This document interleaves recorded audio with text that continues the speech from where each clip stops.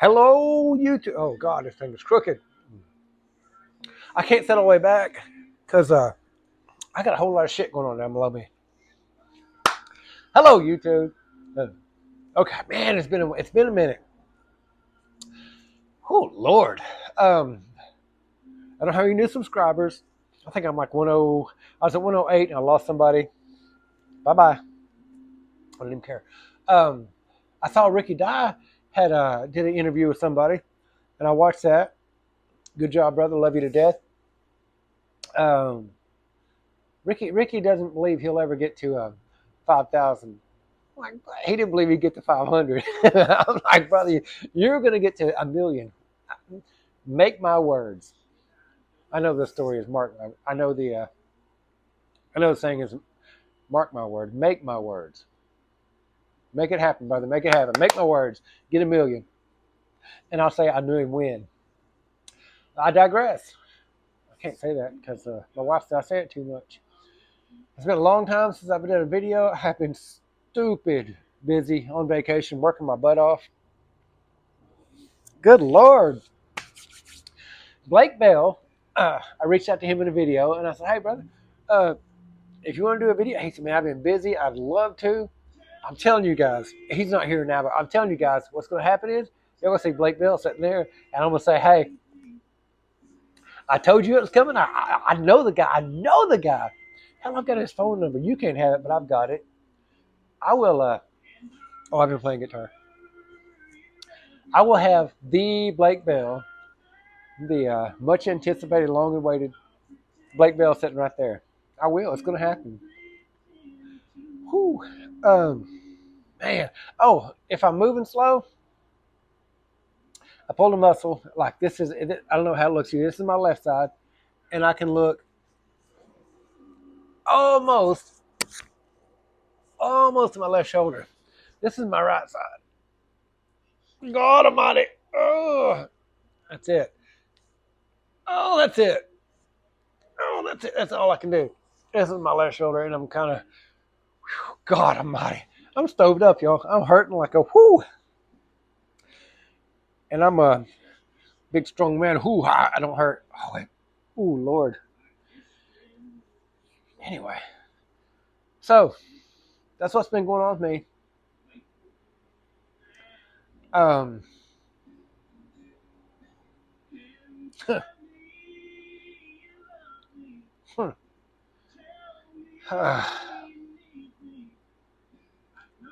I'm so freaking tired.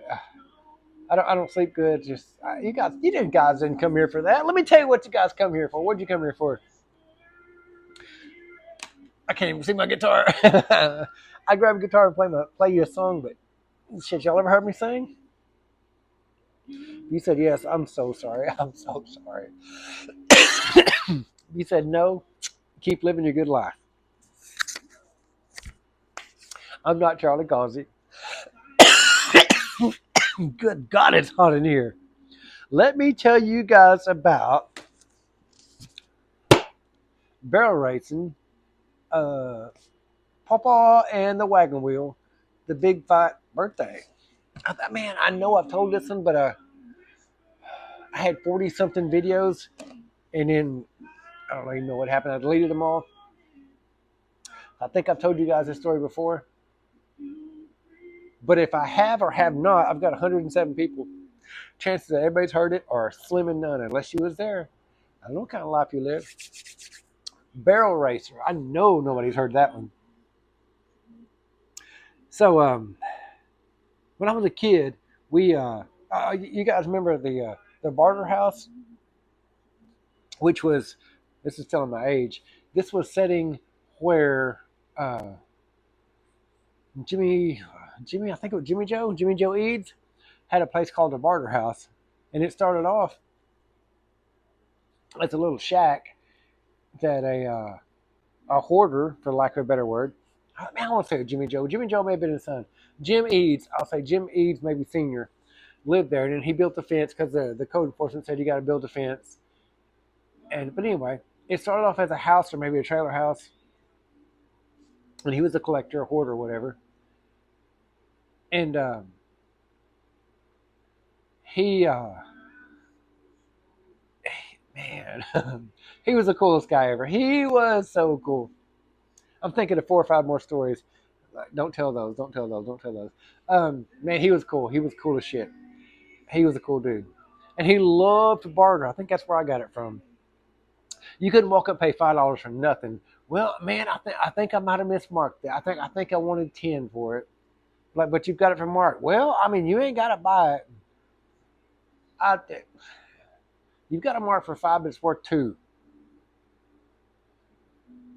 Would you give me 7?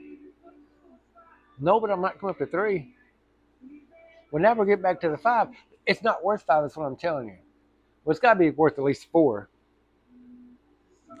And this dude, he loved to barter. He loved to barter. I think that's where I got it from. But anyway, he had some big steel drum barrels, and I don't know how he did it. Probably gasoline, probably radioactive, probably the most horrible shit you've ever seen in your whole life. And he had went outside, and I come over for something. I come over for a radio. I don't even know what the hell I come over for. Hell, I was a kid. He said, and this dude had a way. If y'all knew him, y'all knew him. He said, "You ain't got to use for a barrel, do you?" I said, "No, sir, Mr. Eads, I don't." He said, "You can put anything in the world in it." I said, "I don't have that much stuff, at my age, 16, 17. I don't have that much stuff in the world." He said, "I bet you can't walk on it." I'm 16, 17. I said, "Walk on a barrel?" He said, "Well, you know what I mean." He said, I'll put the chalks in it so you can't roll off, but I bet you can't take 20 steps on a barrel." Shit, he wasn't wrong. That parking lot was,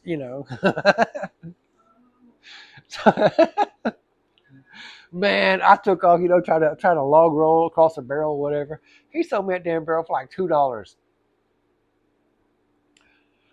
I can't explain it. Maybe $5. I don't know. This is like 1989, maybe 90. Yeah. Anyway, I don't know. I don't know. He knew what he was doing. I didn't know what he was doing. Is my point. So now we've got 10 barrels at my friend's house,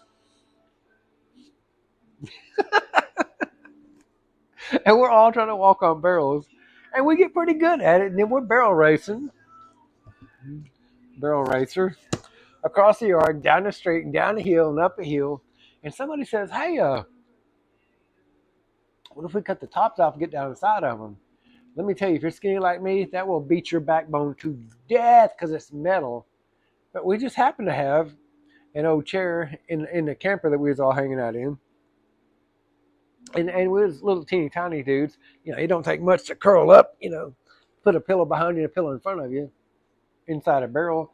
Well, we've got a hill. It's right here. If you guys come to a Van Buren Avenue Inn and you're coming down Van Buren, don't turn and go to the hospital. Don't turn and go to the casino. Go forward 30 feet and you'll see the hill I'm talking about. It's about 3 feet tall. Like it's not a good hill, but it was a start. So fast forward through all the wow. So we've got these barrels, and we're on top of a much bigger hill. Mother Lord Jesus. I tell you where it's at, but it's kind of a sacred landmark. To get a, to get an idea, you guys ever go to Pine Creek? Pine Creek there in Valiant. You guys ever drive across the spillway? You guys ever see the big ass hill? Really similar. Not there. That's not sacred ground. Our spot was sacred ground, and I'll never tell you where it was at. Well, that and somebody else leased it. We're not allowed on anymore. But man, at the time we was king of the world. What Alan Jackson say when Dave let me drive? Man, we was Mario Andretti in our barrels, going down the hills, racing each other. We would drop down like clowns at a rodeo. We put a cushion behind us, a cushion in front of us. Couldn't hardly breathe. That part didn't matter. At the top of the hill, we'd have somebody. We'd be face each other like, "You don't cheat. You don't cheat. You don't cheat."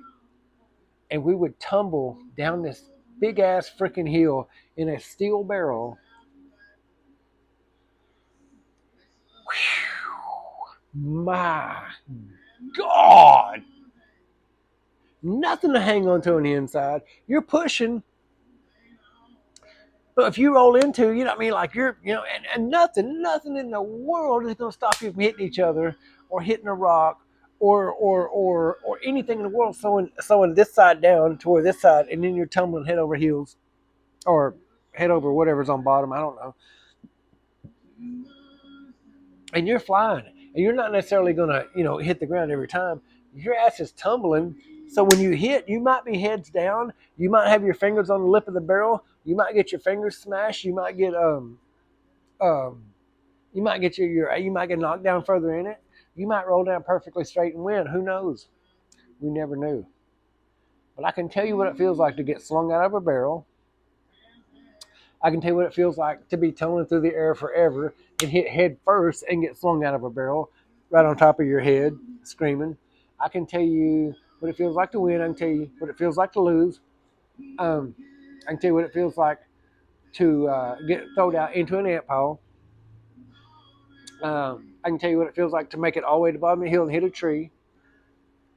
Um, I can tell you what it feels like to kick a barrel and start the race. Um,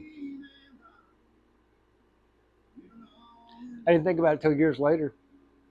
Do y'all know how handy it would have been to drill a hole in the bottom of the barrel when you first get in and tie a little short rope, something to hang on to keep you pulled in? Never thought about that till years later.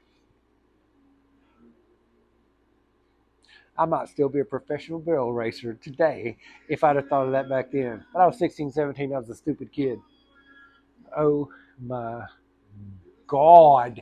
That hurt so much for so long, so bad.